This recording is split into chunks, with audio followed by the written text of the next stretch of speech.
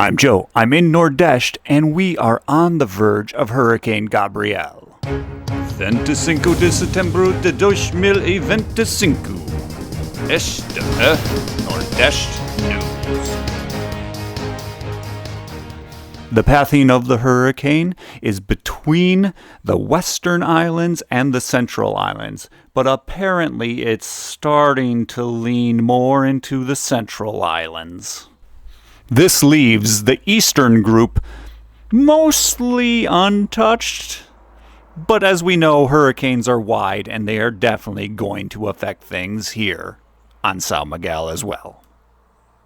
Warnings have been issued by the municipalities already in place for wind, rain, and oceanic turbulence. The projected strength of this hurricane is a Category 1. Sir, do you have any comments about the weather incoming?